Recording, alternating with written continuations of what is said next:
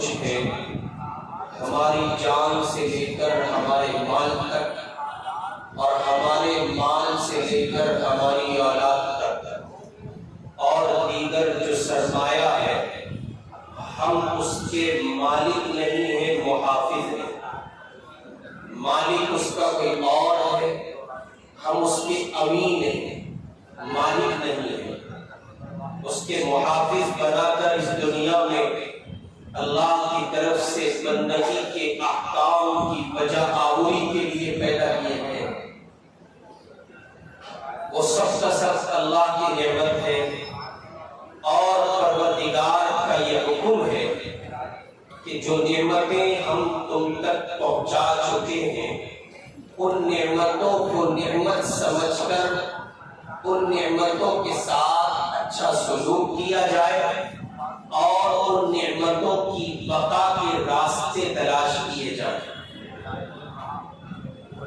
چنانچہ شریعت مطہرہ کا جو دائرہ ہے، اس سلسلے میں اللہ کی طرف سے عطا ہونے والی نعمتوں کے حوالے سے جو بنیادی چند اصول ہیں، ضابطے ہیں، ان اصول و ضوابط کو ذہن میں رکھنا، ان رولز و ریگولیشنز کو فالو کرنا، اور ان کے مطابق خدا کی دی ہوئی نعمتوں کو سنبھال کر رکھنا، ان کی حفاظت کرنا، یہ ہر مومن مسلم بندے کی ذمہ داری ہے۔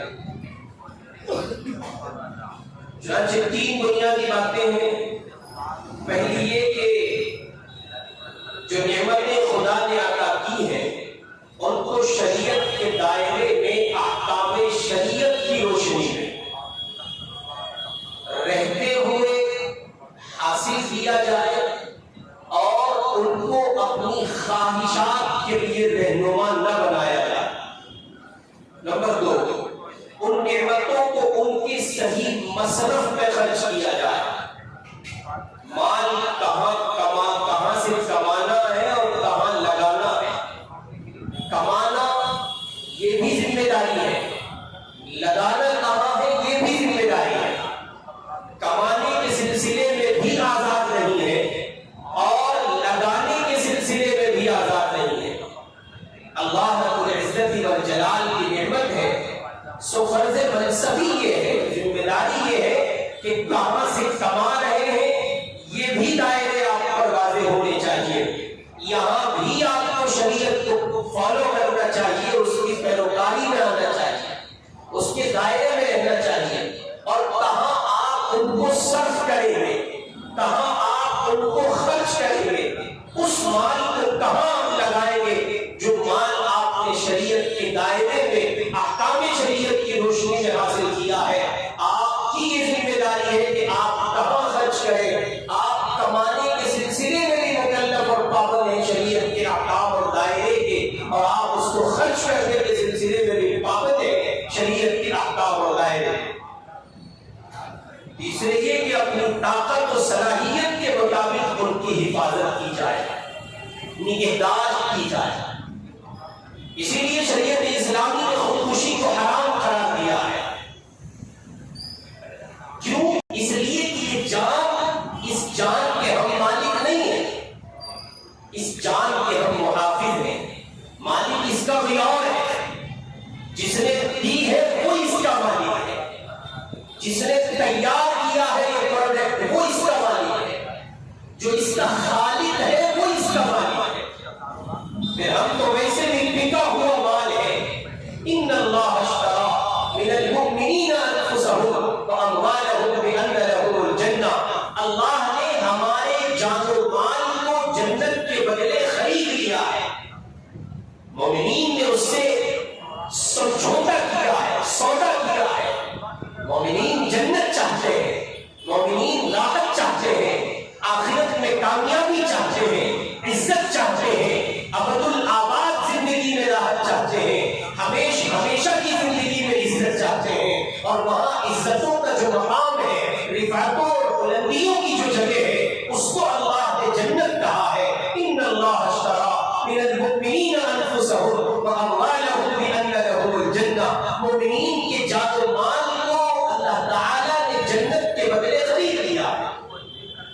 تو مومن اپنی جان کا مالک نہیں ہے، وہ اپنی جان کا محافظ ہے۔ اس جان کی حفاظت اس کے ذمہ فرض ہے، ہر پہلو سے فرض ہے۔ اس کی بقا کے تمام تر راستوں کو اختیار کرنا، اس کی بقا کے لیے ہر ممکن صحیح کرنا، ہر اس راہ سے گزرنا جہاں سے یہ جان محفوظ رہ سکے شریعت کے دائرے میں رہتے ہوئے، یہ انسانی دنیا میں اہل اسلام پر فرض قرار دیا گیا ہے۔ اس کی حفاظت کے وہ ذمہ دار ہے، اس کی ہلاکت کسی صورت نہیں ہونی چاہیے۔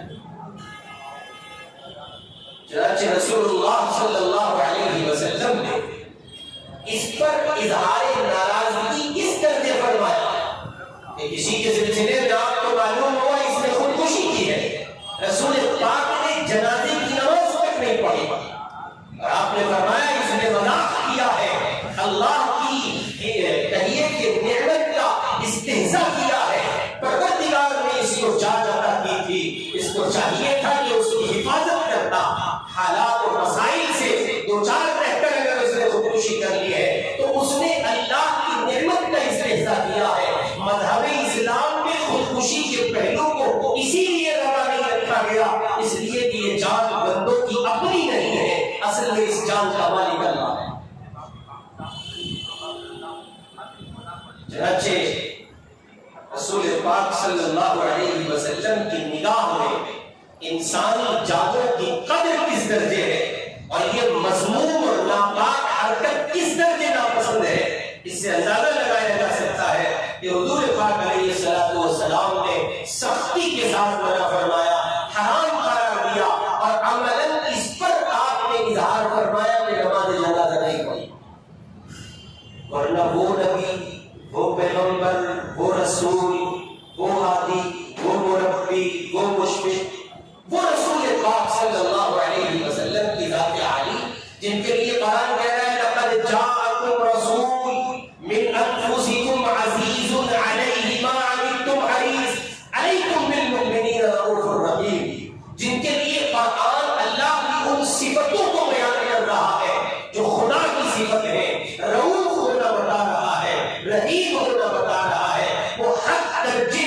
بے چینی اپنے اندر رکھتے ہیں، حق درجے ازدیاری کیفیت رکھتے ہیں، امت کے کسی فرد کو کوئی ادنا سی تکلیف پہنچ جائے سارا عالم گوارا کر سکتا ہے، محمد الرسول اللہ صلی اللہ علیہ وسلم اس کو گوارا نہیں کرتے۔ چنانچہ آپ نے حکم فرمایا کہ جب اپنے بستروں کو جاؤ لیٹنے لگو تو پھر ایک کام یہ کرو کہ ان بستروں کو جھاڑ کے سویا کرو۔ صحابہ رضوان اللہ علیہ مجمعین نے پوچھا اللہ کے محبوب اس کا کیا مطلب ہے؟ فرمایا کوئی موذی جانور تمہارے بستر میں نہ رہے، تخیل پیش کرتا ہوں۔ صحابہ نے کہا مکہ المکرمہ پہاڑوں کے درمیان گھری ہوئی ایک جگہ ہے، یا یہ کہ یہ حکم ہونا چاہیے تھا ان حضرات کے لیے جو جنگلات کے خطوں میں رہتے ہیں، یا یہ کہ یہ حکم ان حضرات کے لیے ہونا چاہیے تھا جو گاؤں میں رہتے ہیں، شہروں میں رہنے والے، پوش کالونیوں میں رہنے والے، انتہائی VIP ایریوں میں رہنے والے اور بہترین شاندار فلیٹوں میں رہنے والے لوگوں کے لیے بھی یہ حکم ہے۔ آخر اس کی وجہ کیا ہے؟ وہاں کون سا کوئی جانور آ سکتا ہے؟ زیادہ سے زیادہ آئی تو چیونٹی آ جائے گی، زیادہ سے زیادہ آیا تو کوئی چھوٹا موٹا کیڑا آ جائے گا۔ زمانے حال سے پوچھ کرتے تھے، رسول اللہ کی چوکھٹ پہ جا کرتے تھے، دل کی دنیا میں دور ہو کر پوچھیں، اپنے دل سے پوچھیں، ایسے جیسے دل مصطفیٰ کی چوکھٹ پہ کھڑا ہو، حضور سے آپ پوچھ رہے ہو۔ اللہ کے رسول ہمارے یہاں کوئی موذی جانور نہیں آتا، سانپ نہیں آتا، نیولا نہیں آتا، بچھو نہیں آتا، کبھی کبھار چیونٹی آ جاتی ہے، کیا ہمارے لیے بھی یہی حکم ہے؟ اللہ کا رسول آپ کو بولتا سنائی دے گا، حضور یہ پکار کر کہہ رہے ہوں گے مجھ محمد کو یہ بھی منظور نہیں ہے تو چیونٹی بھی تمہیں کاٹ جائے۔ اس لیے رسول پاک صلی اللہ علیہ وسلم نے شریعت کو حرام کرا، شریعت نے خودکشی کو حرام کرا دیا۔ چنانچہ اس وقت جو ملک حالات ہیں، جو منظرنامہ آپ دیکھ رہے ہیں، وہ اظہر من الشمس ہے، ڈھکا چھپا ہوا نہیں۔ پولیس میں محافظ دستوں میں شامل افراد وہ کہا تھا نا کسی نے، تو ادھر ادھر کی نہ بات کر، یہ بتا یہ قافلہ لٹا ہے کیوں، مجھے رہزنوں سے گلا نہیں تیری رہبری کا سوال۔ پولیس کو اس لیے تعینات کیا جاتا ہے کہ وہ شہریوں کے لیے، ملک کے باشندوں کے لیے امن و سلامتی کے دستے کے طور پر، محافظ دستے کے طور پر کام کرے گی۔ جب پولیس قاتل ہو جائے، جب رہبر رہزن ہو جائے، جب محافظ قاتل کی شکل میں آئے، اب کیا کریں گے آپ؟ اب کس دروازے پر جائیں گے؟ کس سے گہار لگائیں گے؟ کس کی ماں کو ماں کہیں گے اور کس کے سامنے آپ کی دعائی دیں گے اور کہیں گے کہ لبرائیں گے، دل ملائیں گے کہ ہمیں آپ کی جانب سے کسی طرح کی پروٹیکشن مل سکتی ہے، یا یہ کہ آپ کی حفاظت میں ہم امن و سلامتی کے ساتھ رہ سکتے ہیں، چین کے ساتھ لے سکتے ہیں۔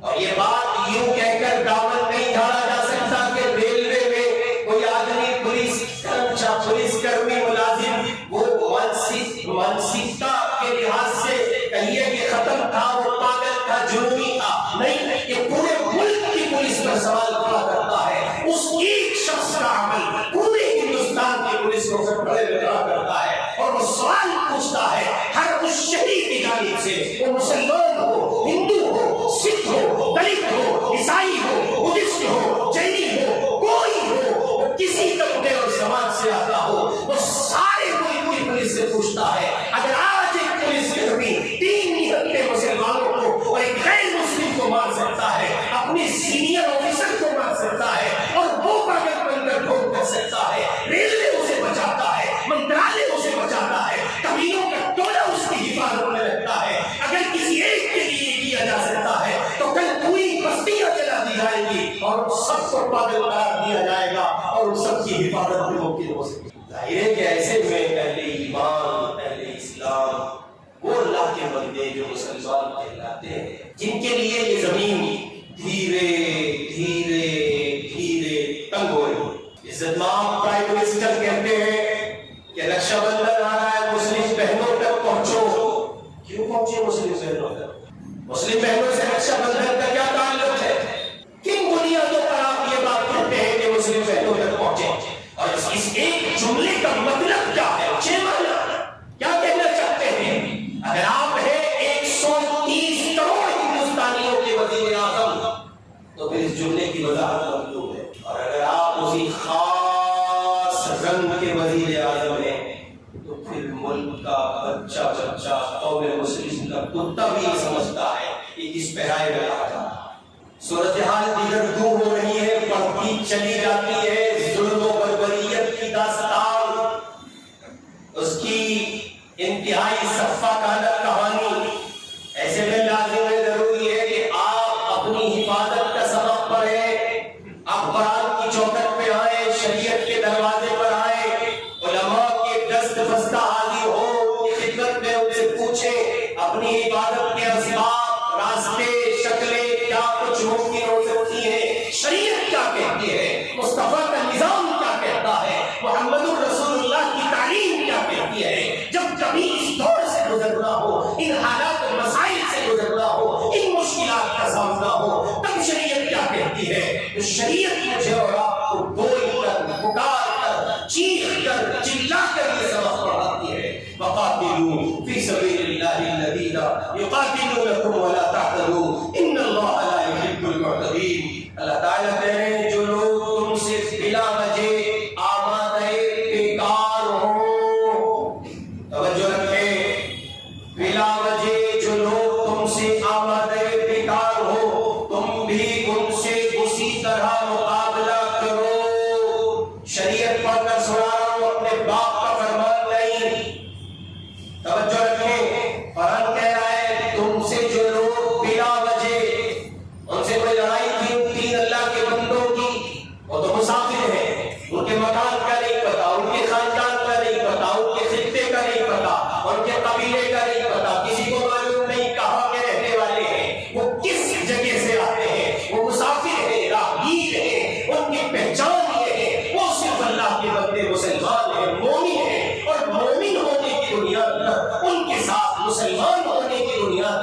جو کچھ کیا گیا ہے وہ سب کے سامنے کا جگہ تو نہیں.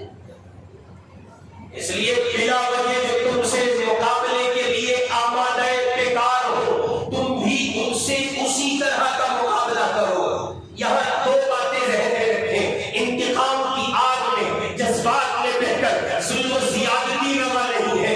انتقام کی آگ میں بہ کر کسی نہتے اور بے بس کو ستانا روا نہیں ہے. انتقام کی آگ میں بہ کر کسی بے بس اور مظلوم کو اپنا نشانہ بنانا روا نہیں ہے. لیکن وہ ظالم ٹولہ جو فساد برپا کر رہا ہے, جو زمین کی وسعت کو تنگ کیے جا رہا ہے, جو ملک میں نامساعی حالات پیدا کر رہا ہے, جو فرقہ پرستی کو بڑھاوا دے رہا ہے, اے مسلمانوں تمہیں ان کے لیے اپنی حفاظت کے راستوں پر اپنی حفاظت کے اسباب کی شکل میں اٹھ کھڑا ہونا ہوگا. قانون کے دائرے میں رہتے ہوئے کھڑا ہونا ہوگا. تمہیں اسلام بھی اس کی آواز دیتا ہے, تمہارا قانون بھی اس کی آواز دیتا ہے, سنویدھان بھی اجازت دیتا ہے. اور رسول پاک صلی اللہ علیہ وسلم کا ارشاد گرامی سنو. میرے آقا کہتے ہیں کسی انسان کو گھیر لیا گیا, اس کی جان کے لالے پڑ گئے, وہ اپنی جان بچانا چاہتا ہے, جان کی حفاظت کرتے کرتے اس دروازے پر جان پہنچا ہے, وہ مارا گیا ہے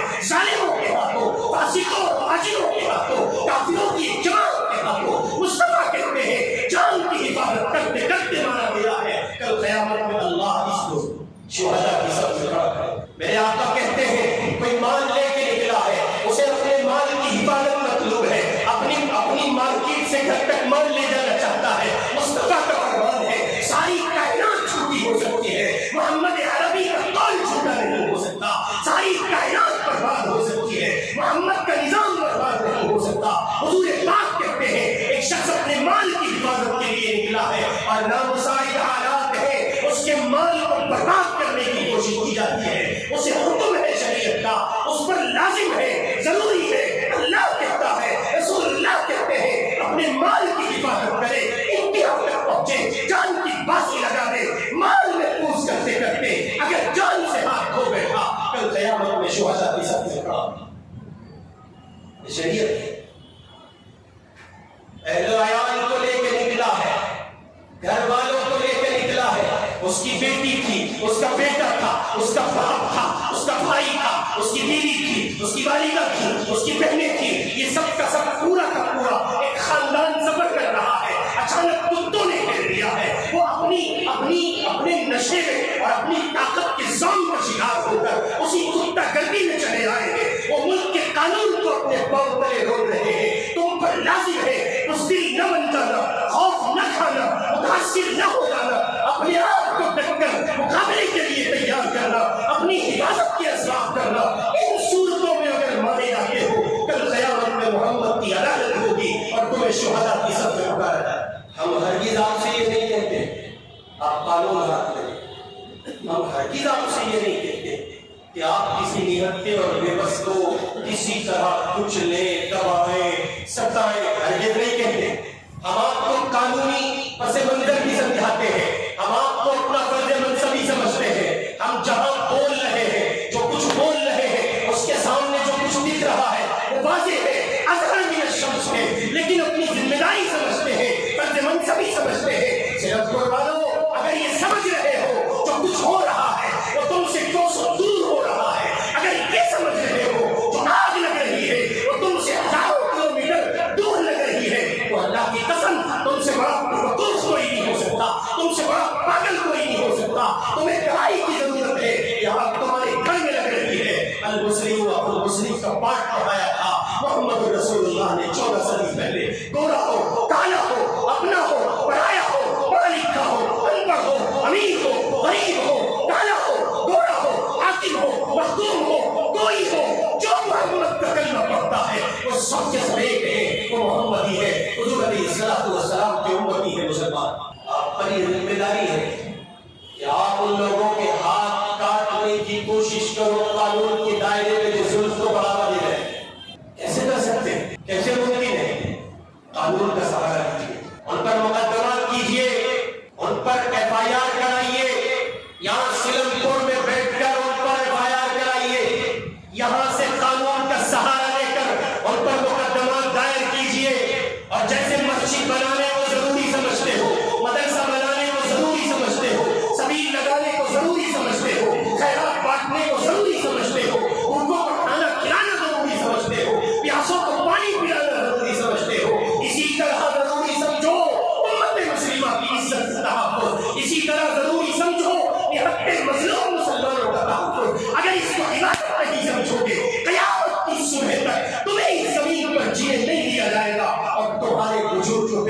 کر دیا جائے.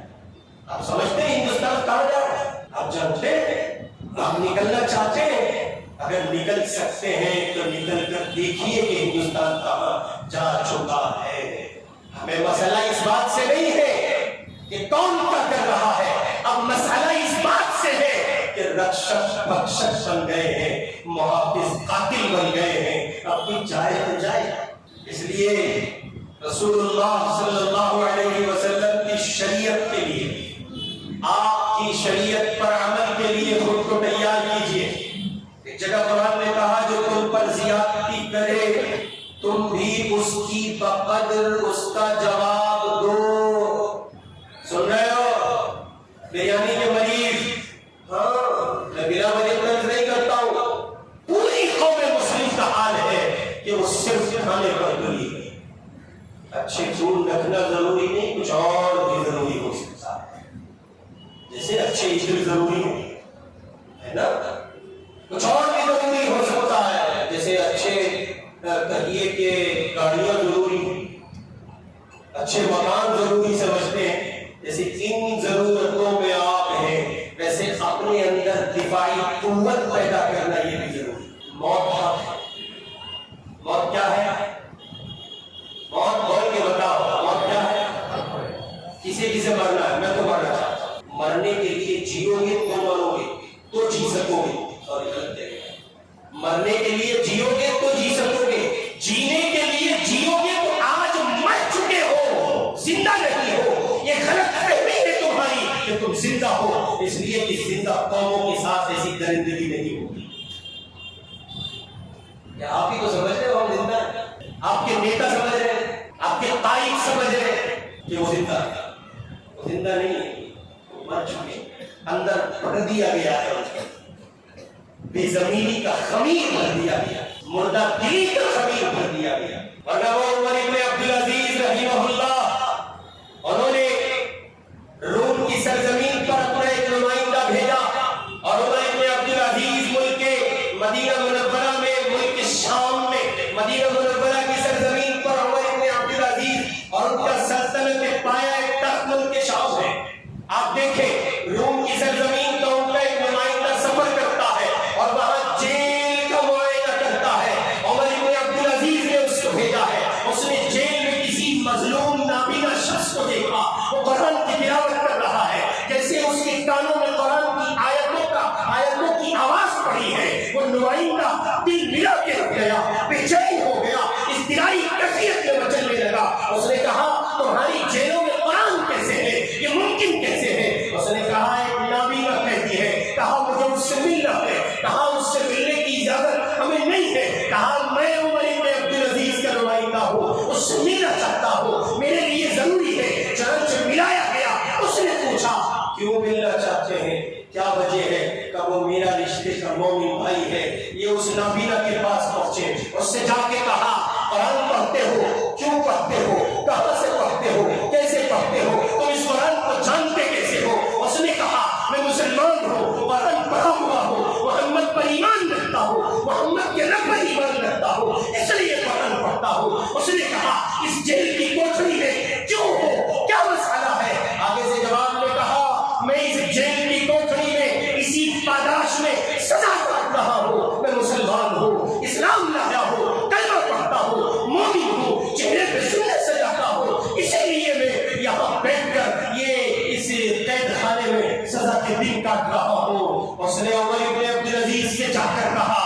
عمر نے کابینہ نہیں بلائی، اس نے مشورہ نہیں کیا، اس لیے کہ مسئلہ ایک مسلمان کی جان کا تھا، مسئلہ ایک مسلمان کی آبرو کا تھا، مسئلہ ایک مسلمان کی عزت کا تھا، اس کے تحفظ کا تھا. ایک کا مسئلہ نہیں تھا. یہ میں دیکھتا ہوں، آپ دیکھتے ہیں، میری آپ کی آپ دیکھتی ہے، یہ ساری قوم کا مسئلہ ہے، ایک کا نہیں ہے. عمر ابن عبدالعزیز نے خط لکھا اور خط لکھ کر کہا جاؤ روم کے حاکم تک یہ خط پہنچاؤ. اور اس میں لکھا تھا میں عمر ابن عبدالعزیز اللہ کا بندہ، تیری جیل میں ایک مسلمان قیدی ہے تو اس لیے سزا کاٹتا ہے کہ وہ کلمہ طیبہ کا بتوانا ہے، کلمہ طیبہ پڑھتا ہے، یا اسے چھوڑ دیا جائے. ورنہ عمر ابن عبدالعزیز ایک ایسے لشکر جنرال کے ساتھ آتا ہے جس کا پہلا گھوڑا تیری زمین आखिरी घोड़ा मदीने पाक में होगा और बीच में कोई फासला नहीं होगा। ये तो हम और आप मानते हैं ना कि एक मुसलमान का मसला है। ये आपने और हमने समझा, हमारे आपके कायदीन ने समझा, हमारे आपके रहबरों ने समझा, पॉलिटिकल लीडरान ने समझा कि सिर्फ जुन्नैद नासिर है। नहीं नहीं, वो जुन्नैद नासिर नहीं थे, वो पहलू खान नहीं था, वो जुनैद नहीं था, वो एक नहीं था, वो तसलसल है। वो पूरी नस्ल मिटाना चाहते हैं। मुमकिन कैसे है? मुसलमानों, कानून हाथ में न लेना, किसी मजलूम को न सताना, लेकिन अपने दिफा के लिए अपनी हिफाजत के रास्ते तैयार करो। कहीं ऐसा ना हो तुम्हारी नस्लों का खात्मा हो जाए और तुम्हें हवा मिले। और ये पागलपन बंद करो कि कहीं से वीडियो आई तो आगे शेयर कर दी। आप अहमद हो, आप पे वकूफ है, जाहिर है, आप हैं क्या? किसी मुसलमान की गर्दन कटती है, आप उसको शेयर करते हैं? जालिम यही चाहता है, फसादी यही चाहते हैं कि तुम उन खबरों को फैलाओ ताकि उन खबरों के नतीजे में पूरी कौम पर एक खौफ बैठ जाए और नतीजा आला दूसरे से। शेयरिंग का सिलसिला बंद करो और सब पर मोहतात हो जाओ। हरगिज़ इस बात को रवा मत रखो कि किसी अल्लाह के बंदे पर जुल्म हो। हम तो जुल्म और सितम के रोजे अव्वल से कायम नहीं। इसकी दलील ये है कि अगर हम रोजे अव्वल से मश्क़ सितम के आदी होते या सितम करने के कायल होते तो 13 साल बेबसी के मक्के में काटने वाले नहीं थे। हमने 13 साल सब्र किया है, उसके बाद जाके मार गए बद्र सजा है। नहीं, हरगिज़ नहीं।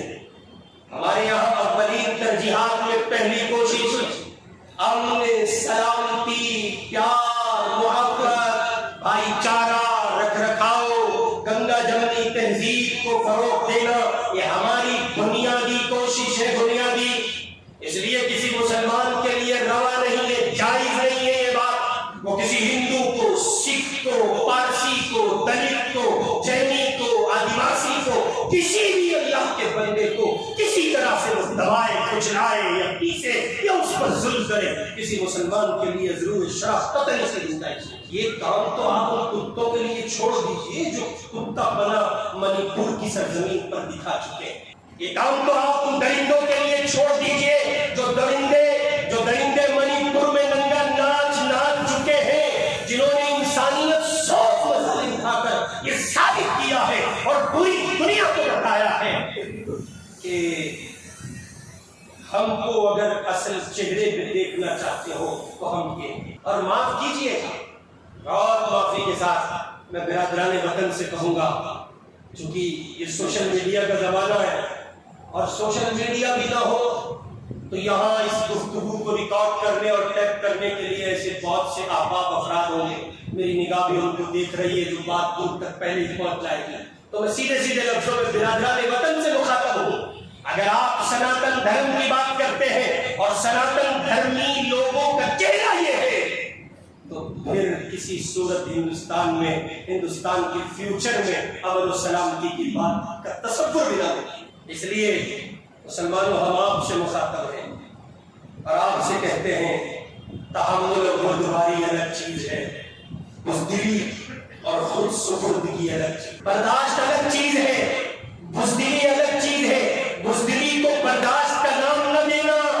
इत्तिफाक से होती है तो तहम्मुल किया जाता है, इत्तिलान होती है तो दिफा किया जाता है। इसको बर्दाश्त का नाम नहीं देंगे। मुसलमान कौम बड़ी तहम्मुल वाली है, होनी चाहिए, बर्दाश्त जरूरी है, लेकिन जो वो बर्दाश्त बुज़दिली का चेहरा ओढ़ आए अब वो बर्दाश्त नहीं है, वो कम हिम्मती है, बेबसी है, लाचारी है, मजबूरी है।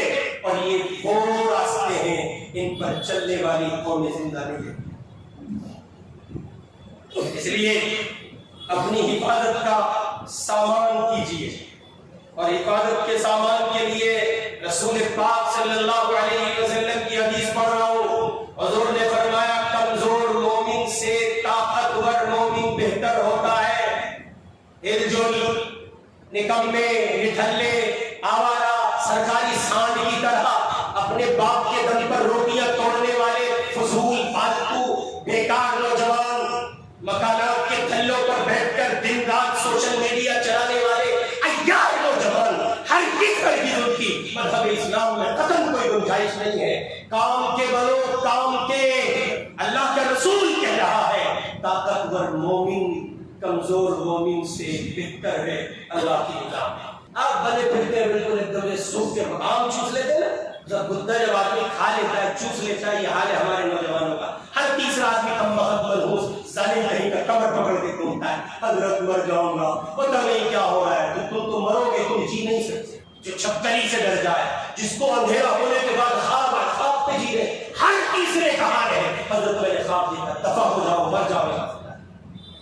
وہ کرنی مت جاتا, شرمیہ کی خوابوں میں جی رہے ہو, شرمندہ تعبیر کرو, خواب کی دنیا میں سجاؤ, حقیقت کی دنیا میں کچھ کرو. بیکار گھومتے ہیں ہمارا شان کی طرح, ایک پائی نہیں کماتے اور دہائیاں کہتے ہیں معاشرے میں کاروبار نہیں.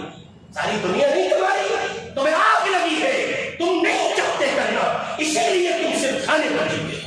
مسلم قوم کے جوانوں کا حال دیکھو, صبح بریانی کی دکان کھلے گی ایسے جیسے عرفات کے میدان میں خیرات پڑ رہی ہو, اور حجاج پریشانی اور بےکری کے عالم میں بیچارے وہ سوغات لوٹتے ہیں, ویسے جیسے بریانی فری پڑتی ہو, یہ مدوس بریانی کی دیکھو پر کھلے ہوتے ہیں.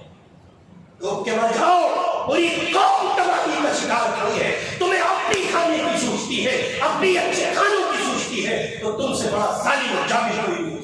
اس لیے سیدھے سیدھے لفظوں میں کہہ رہا ہوں دوستو, اپنی حفاظت کے اسباب کرو, اور اس کی شکل یہ کہ اپنے جسم کو مضبوط کرو, اچھی چیزیں کھاؤ, جم جوائن کرو, صبح اٹھنے کی عادت ڈالو, بابوؤں کی دنیا سے نکل کے باہر آؤ, اور اگر بابوؤں کی دنیا میں رہنا ہے تو پھر ایک سے زیادہ نکاح کرو. یہ سب یہ عیاری اور یہ زینتکاری کے اڈے بند کرو, نکلو ان چیزوں سے. اگر نکاح کے اسباب نہیں ہے, ماں باپ نکاح نہیں کرتے اور شادی کی عمر ہو چکی ہے, تو ماں باپ کی کھل کر نافرمانی کرو, کوئی گنجائش نہیں ہے. ایسے ماں باپ کے لیے کچھ روا نہیں رکھا جا سکتا جو اولاد کو پورے طور پر سوری چڑھا ہے. کہ نہ مر جائے ایسے ماں باپ. 20 سال 15 سال کی عمر میں تباہی مچ رہی ہے, 30 35 سال کے نوجوان سانڈ بنے گھوم رہے ہیں. وہ زنا نہیں کریں گے, وہ عیاری نہیں کریں گے, وہ کسی کی بہن بہو بیٹی کی آبرو کو نہیں کچلیں گے, تو اور کیا کریں گے.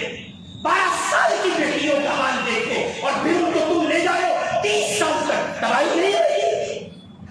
حضرت ہماری برادری, ہماری شان و شوکت, ہمارے ابا کا رکھ رکھاؤ, ہمارا خاندان سارا کا سارا جہنم میں چلا جائے, تیرا باپ بھی جہنم میں جائے, تیری برادری بھی جہنم میں جائے, تیرا خاندان بھی جہنم میں جائے, پوری قوم مسلم کے لیے کریں بربادی مچائی ہوئی.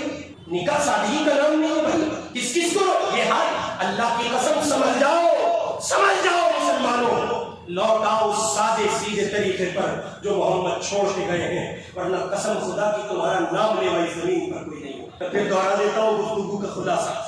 کئی بار ایسا ہوتا ہے اسے دوسرا رنگ دیا جاتا ہے. حفاظت کیجیے اپنی. کیا کریں گے؟ اپنی حفاظت. اپنی حفاظت کے لیے حفاظت کے اسباب,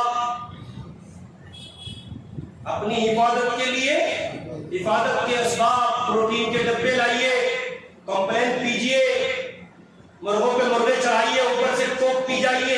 یہ حفاظت کے اسباب ہے. یہ جو مرغہ کھاتے ہیں نا, مرغہ یہ بلا وجہ مرغے والے بیٹھے ہوں گے, یہ مجھ پہ بسیج ہو جائیں گے. یہ جو بوائلر کھاتے ہیں نا, بوائلر, اس بوائلر کے کھانے سے جو کچھ تباہ کن اثرات پیدا ہوتے ہیں, اس کا اندازہ اگر آپ کو ہو جائے تو الامان ہے. اور پھر بوائلر بھی کھا لو, ایسا تو کھا لو جو تمہارے سامنے ذبح ہوا ہو, تم نے ذبح کیا ہو یا ذبح ہوتا دیکھا ہو.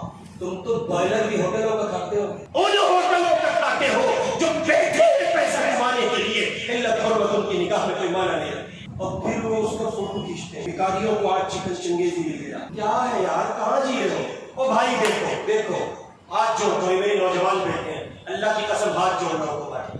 نکل آؤ, پوری قوم سسکیاں لے رہی ہے, کوئی پریشان نہیں. اپنی حفاظت کے اسباب کرو, نبوی اور طبی غذاؤں کی طرف رجوع کرو, اس طرف لوٹو جو نبوی اور طبی غذاؤں سے قریب تر غذائیں ہیں, تاکہ تمہارے جسموں کی حفاظت ہو سکے. اچھی چیزیں کھاؤ, جم جوائن کرو, کوشش کرو.